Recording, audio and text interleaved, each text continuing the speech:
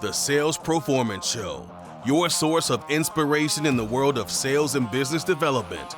Here we blend cutting-edge sales strategies with personal development, helping you achieve not just professional success, but also personal fulfillment. You'll hear from the experts to help unlock your true potential. And now here's your host, David Sliman.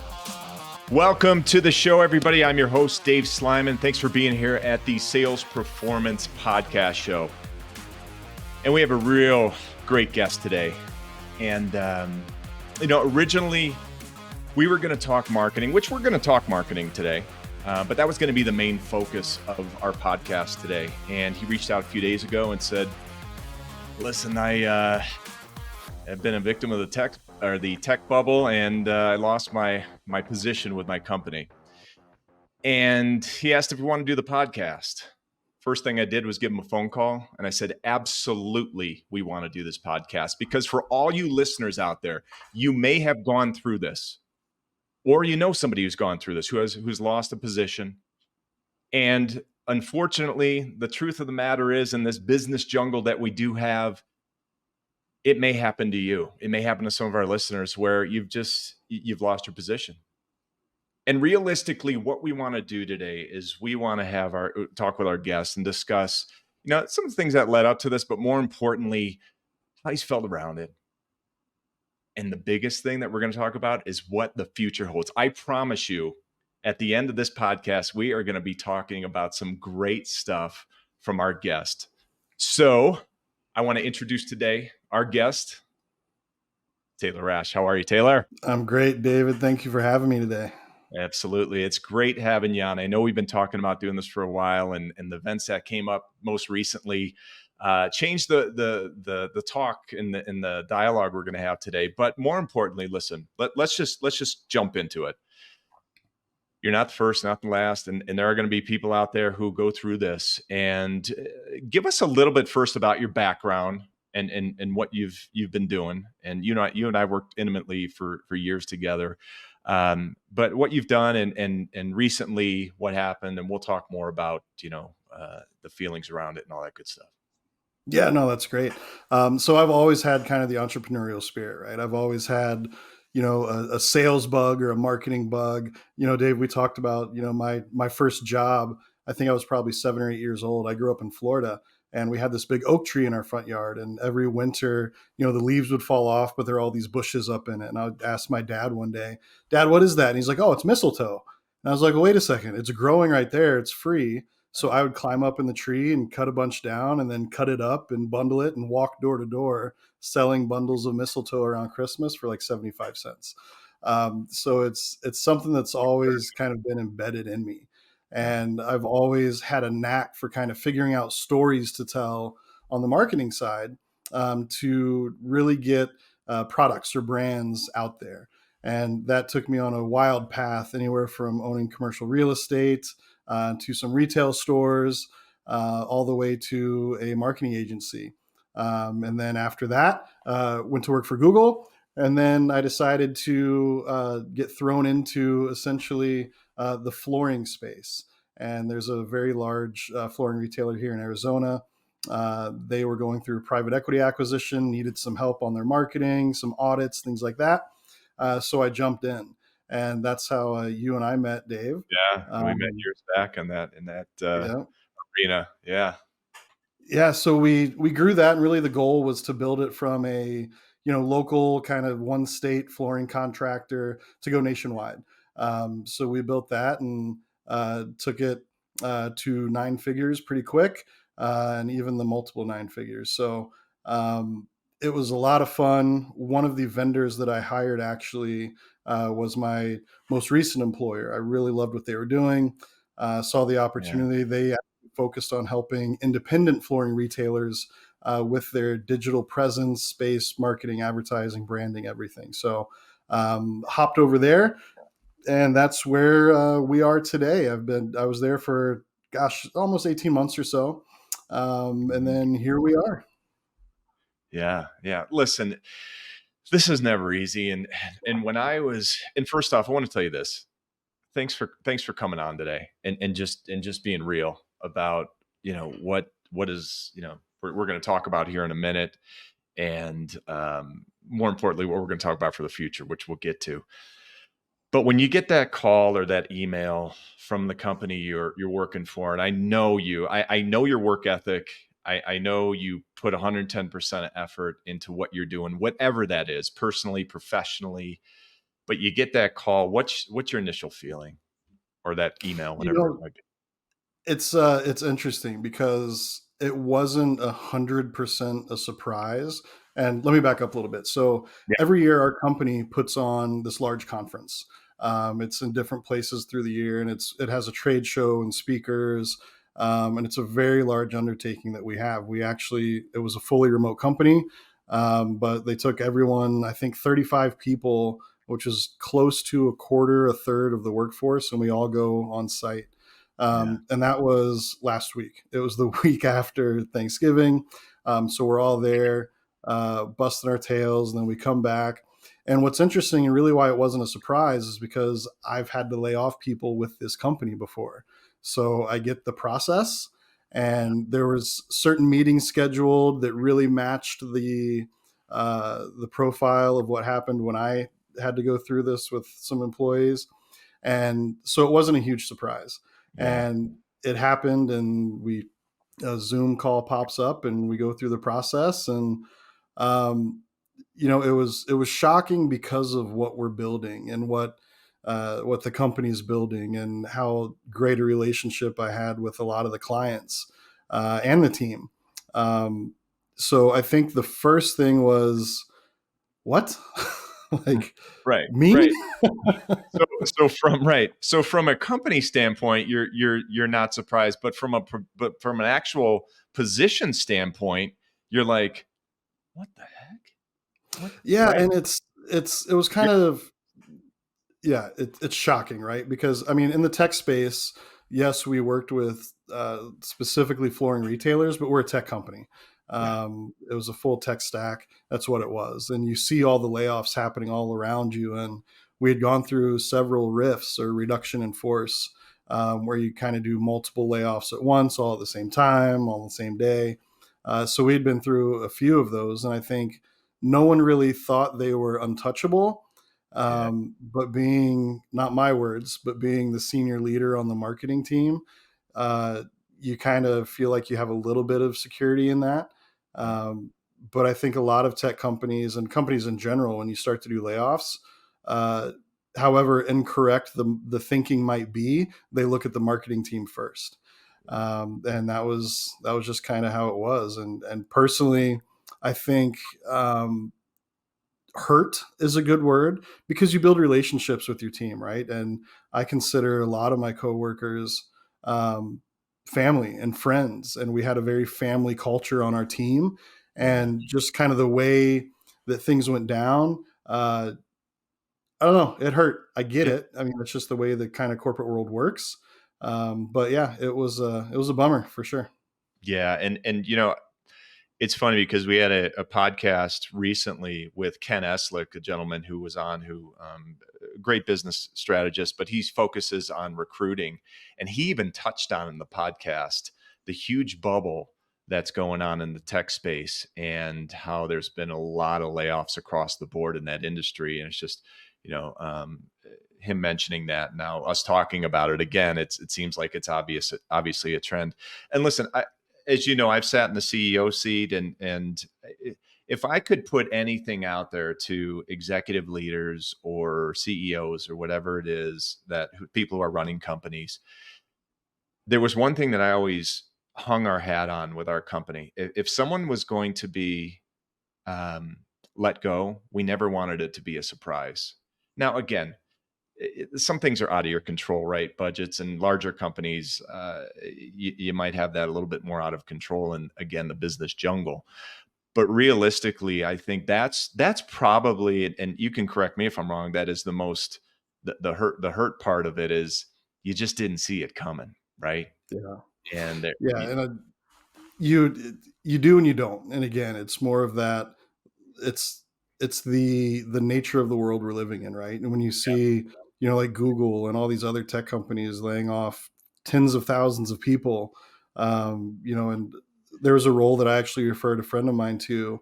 And I said, hey, I'm not asking for any special treatment. Just want to let you know their name's in the hat. They're like, yeah, we've had 5,000 people apply for this one role.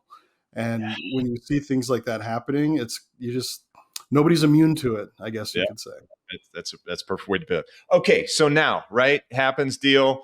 You're like, you're starting to shake it off a little bit. I know it's still going to take some time.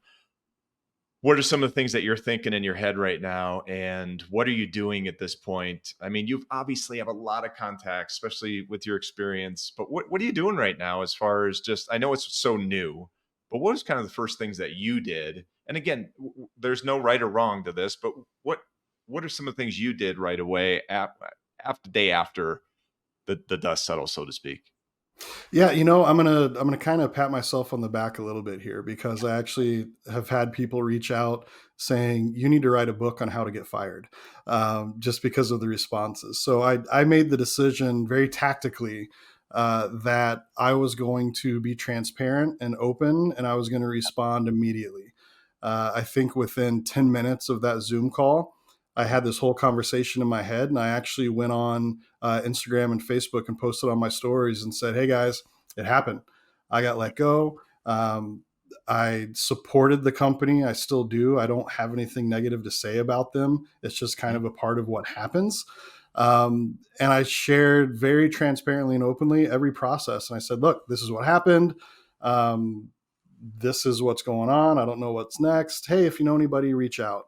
The next video, so I posted that probably within a couple hours. I can't tell you how many people had reached out. Just, oh my gosh, I can't believe it happened. What can we do? Here's the support. We love you, things like that. So I posted a follow-up video that referenced the first one. And then I said, the next morning I posted a video and I said, look, I'm going to allow myself one day to do nothing. I'm going to allow myself a day of sorrow. I'm going to lay in bed. I'm going to eat junk food. I'm not going to do anything. So see you later. And that's what I did. I allowed myself that day, because I think, Dave, when you really think about it, it's a grieving process, right? And you have all the steps of grief. If I didn't allow myself to go through that, then I would have thought about it, in the next decisions that I'm making, and there would have been that bitterness or whatever that may have been. So I allowed myself that. After that day, I went to pick up my son from daycare, and I said, all right, that's done. It sucked. I'm not the type of person that just wants to lay in bed all day, but I had to force myself to go through that. So I really went through, and then, so this was on Tuesday. Wednesday was my day. I want to cut in because I want to back up here. Okay. I really want to back up because I saw the videos, and I give you so much credit, because at that point, when you put it out as quickly as you did, there are some people who just couldn't do that because of the emotional roller coaster when it comes to that. But you were so you were so even keel, and I wouldn't say you were okay with it. I took it as, listen, this guy's passionate, and ultimately this is something he wants to share. And obviously, being friends, I think the approach that you took was so tactful on it, and not everybody can do that. Listen, that even I don't know, in situations, I don't know how I would have reacted. And if I would have put out a video, it might have been, I'd been like, oh, I should, can I delete that? Can I pull that out? But the way that you did it, it was just so tactful. So I give you a lot of credit in that. And I just wanted to interject that point. Yeah, thank you. And what's funny is, so after that, I posted more videos and they kept getting more views, and my social profiles are pretty locked down. I'm not a very public person. But you could just tell kind of the growth even in the views. But again, it was all very tactical, right? Like I knew what I was doing, because I knew that people in my network knew where I was, and that they would hopefully not blame them or be mad at them, right? That's not my intention whatsoever. But now I'm unemployed. I don't have any income. And there might be a time where I can rely on these people that see how I handle this now, that could be a potential, contact or networking opportunity, things like that. I actually had a recruiter call me and say, they asked, who wrote those scripts for you? And I said, what are you talking about? I just pulled out my phone and recorded them. And she's like, I've never seen anyone go through what you've gone through and handle it as well as you have in my entire career. And it's just a statement of, look, you have to understand right now is right now, and it might suck, but you can't affect what's next by responding or reacting poorly to what's going on right now. So it's always been in my mind as I'm going through this process. Yeah, and I think people who are listening to this, our listeners right now, who may go through this in the future, you've got to play that back, because we're not the victims here. Listen, this is the business world, and I'm not saying that it's a great thing that happened. It sucks, okay? But you have to take that time. I want to back up here to how you've handled this. You have to take that time to grieve about it, okay? And then you have to take that time to, how do I want to approach it? Use your network, so to speak, to just let them know what's going on. Because the more knowledge that people have, the more opportunities you're going to have that present themselves as we go along here in the situation. So I give you a lot of credit on this. So right now, let's talk about, we've talked about how it happened at first, talked about how you reacted to it. What are you thinking now?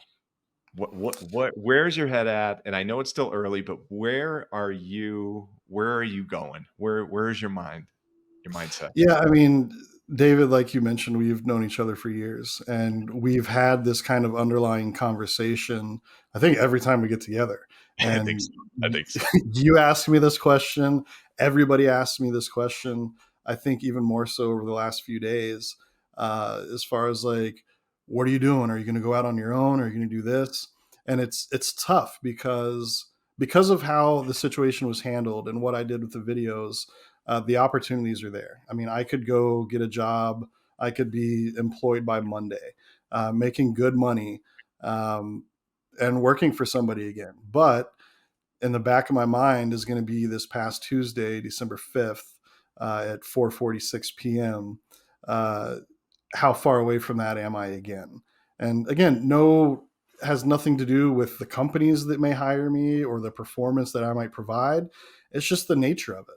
The world we're living in, everybody's kind of on edge. And do I want to go through that stress again, or do I want to control my own destiny? And, I think the mind that I have, it's a very interesting mind, because everyone that reaches out to me, I'm like, oh, this is what I could do for you. Not even like as an employee, but hey, this is some help that your company needs from an outside standpoint. So I really think, and I'm not even going to say I battled with it. It was a pretty easy decision just because of all the input that I've been getting. But yeah, I'm gonna start my own thing back up and start helping companies really build their brand and awareness, and creating a story and a culture that encourages people to want to do business with them. That's fantastic. And you and I've talked about it. I mean, again, every time we would meet in the past, it was always a discussion. And I've been an entrepreneur since I've been 24 years old. And I do get a sense when people have it, and maybe when, not saying they don't, but maybe it's just not as apparent to me. Yeah. But you have it. And I think it's such an exciting deal. So you've got this transition now where, sometimes our biggest fears are the things that we need, right, to kick us in the ass, so to speak. And your steps now, I mean, well, shoot, pull it out. You've already created your LLC. I was on the phone with this guy yesterday saying, dude, you got to get on your own thing. This is your time. You can do it. And next thing you know, he's texting me. Yeah. I mean, so yesterday was a busy day for Taylor. Here's my articles of organization, the confirmation that it was filed and accepted. I have my EIN confirmation letter. So I have the URL, I have the bank account, I have Stripe already set up. I mean, it's ready to go. And it's, you touched on something like about fear. I don't have any clients. I don't have any revenue. I don't have anything. I don't have a job. I don't know what I'm going to do. But if I don't do this now and I go to work from somebody for somebody, it's going to be a disservice to them, because in the back of my mind, this is what I'm going to be thinking about. And it's going to be what if I would have started it and I should have done this. And there's nothing to say that it's going to be a cakewalk and it's going to be tough. I mean, there's nothing about business that is just easy and guaranteed, but I can't allow myself to live in regret. And again, like I said, if I were just to take a job somewhere, I'd be doing them a disservice, because in the back of my head, there'd be 20, 30% when I need to be giving whatever I'm doing 110%. And so yeah, I'm going all in. Yeah, listen, I say this all the time. Choose your hard. Okay, is interviewing and going to a company and learning their process and digging in and then putting your strategies in place going to be hard? Absolutely, that's going to be hard. Is creating your own company, finding your clients, uh, um, executing on that, building an organization going to be hard? Absolutely, it's going to be hard. You're going to have to choose your hard. And it all comes down to what you want inside. And I knew it when we were on the call yesterday. You were ready. You were like, this is it. I am ready to make this leap and jump into my own organization and dictate my own future. And I've done it a handful of times. And I'm telling you, as you know, or you will know, it is scary. You're going to have in the back of your minds, as humans, we are all wired in a way that we have this when we do something that of the unknown, we go to the negative sometimes, and you got to switch, because the beauty of this, which is so exciting, is that now you control every day of every minute of how you want your business to grow. And I'm not saying it's easy. Okay. I'm not at all, but I am saying that you're going to be in a great journey. And as long as you put that effort in, you're going to be there. And I'm super excited for you. I'm super excited. Yeah, Dave, I had to laugh because after I texted you and told you that and you called me, you were like a giddy kid. You were like, this is the most exciting news I've ever heard. And I was like, dude, I just got fired. And you're like, no, but listen, here's what you can do now. And it Yeah. was awesome to get that call. Well, you've got the talent, absolutely, and I think there's a huge amount of opportunity for you as we go along here. So the strategy now, and again, we weren't abdicating that we're accountants or anything, but if you want to find out how to set up an LLC, go ahead, reach out to Taylor after this. You He do it moved. real quick. I think it took me a couple of weeks to get my EIN number. You got yours in one day. I mean, come on, man. Things are moving fast. Okay, so That's now, listen, great. It's fantastic. So now you're on this cusp of building your own marketing company. And let's talk marketing, though. I want to switch gears a little bit, and then we're going to come back to the next steps and all that great stuff. But talk to me about the marketing space right now in today's time, right? There's so much evolution in products, and 3 years ago, TikTok wasn't even around. Now it's huge in a marketing avenue. Things evolve each and every day. How do you stay up on that stuff? And you're going to have to consider that with your business too. I mean, right? Yeah. I mean, it's really, you have to understand where people want to be essentially sold. It used to be very high direct response. Put a vanity phone number up, call it, get this offer now, which, don't get me wrong, some of that still works. It works very well for the right demographic. But it depends on, what your product or offering is. And, I know that if I want to, sell a little speaker that clips on my backpack, Facebook is probably not the best place for me to market that. But TikTok is, things like that. So you really have to understand where your customer is and where they spend their time, which goes all into the personas and developing that. I mean, you can have one product that has 6 different personas, and you market to each of them differently. So as far as staying up on it, Google's your best friend, man. I mean, I can tell you, there's not a thing that I learned when I was learning marketing that is still prevalent today. I mean, there's foundational stuff, right? And just kind of the generalities of it. And traditional marketing is still successful and still works for what it is. But everything changes so fast. I mean, you look at AI even and how that's come into the mix. Wow. It's constantly evolving, and you just have to stay up on the trends. It takes a lot of inward and just kind of inward research that you're doing yourself. Yeah. Again, going back to another podcast we had recently, we were talking in sales and what makes the difference between a really great person and somebody who's maybe not as strong. And Jeff Lucido said it's research. So it just doesn't go across marketing, but it goes across all facets of business. But marketing in general, because of the way that things just evolve, they can evolve on a daily basis, right? I mean, it's crazy what comes out there. And man, you couldn't imagine the email, how many emails I get. I got the best marketing. Oh, you want 1,000 leads? I can get it for you. I mean, it's like, how many companies can really have this kind of stuff in play? But realistically, I think research is key, like you just said. So what about the avenues? I don't know if you've thought about this yet. I'm going to come back to your business again. The idea.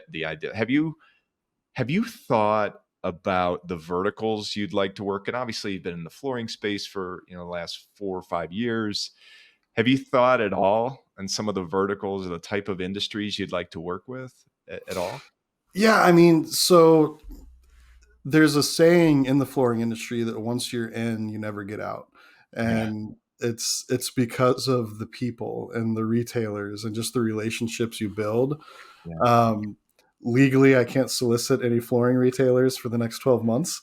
But a lot of them are reaching out to me, and it's a vertical that I know very well. I've been in for many years, but you can still take the fundamentals and implement them really anywhere. And when I had my agency previously, we had clients from a mom and pop coffee shop all the way up to distributors for Anheuser-Busch.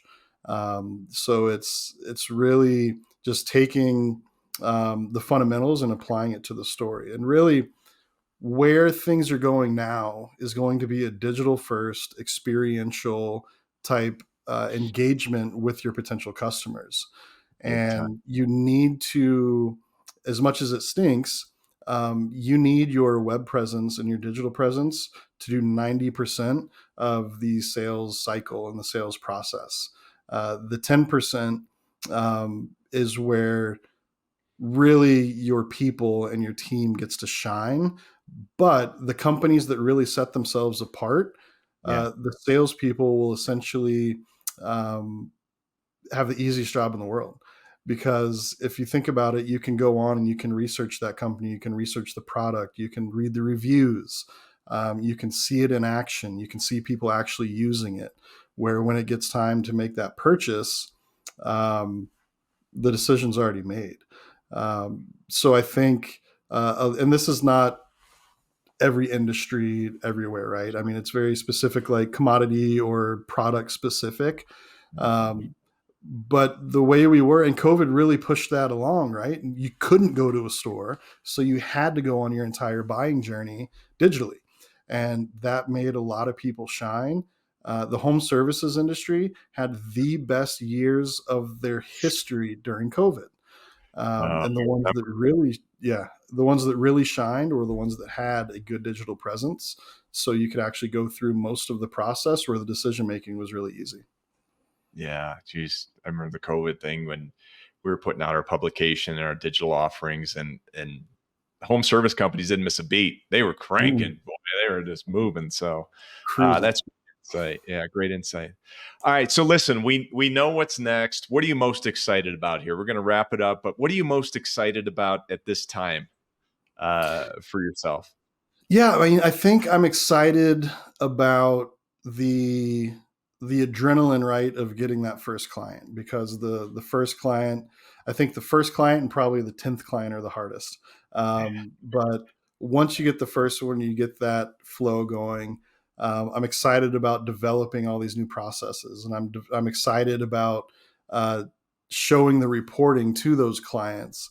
Like, hey, because it's the reporting is not just for them, right? The reporting is for me, for us. Yeah, of course. And if I can present, good metrics and KPIs to a client that I've been working on, I've helped that business be better.